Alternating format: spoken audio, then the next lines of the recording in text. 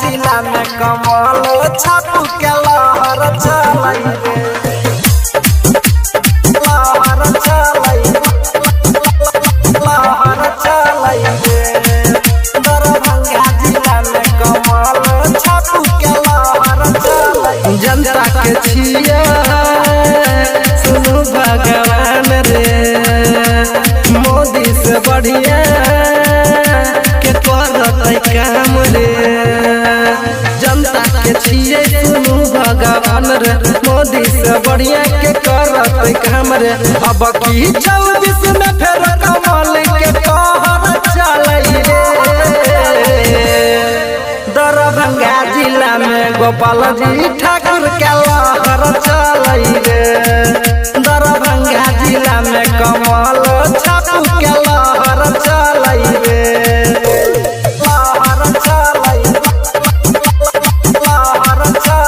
रे दरभंगा जिला में कमल छाप के। म्यूजिक बाय डीजे उमेश शुक्रिया बाजार।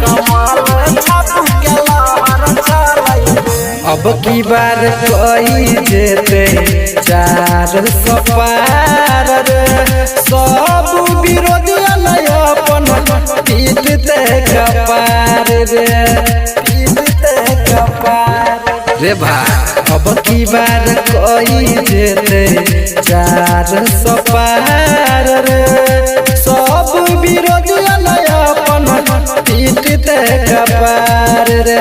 जनता के बीच में मोदी जी के पहर चलै रे दरभंगा जिला में गोपाल जी ठाकुर के लहर चलै रे दरभंगा जिला में गोपाल जी ठाकुर के लहर चलै रे लहर चलै रे दरभंगा जिला में कमल छाप के। म्यूजिक बाय डीजे उमेश शुक्रिया बाजार।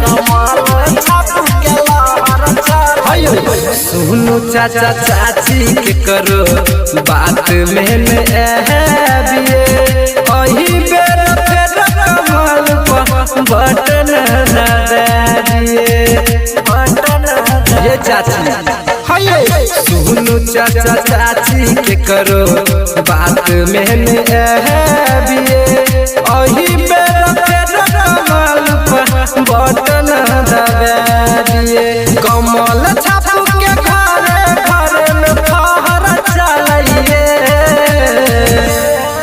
दरभंगा जिला में गोपाल जी ठाकुर के लहर चलै रे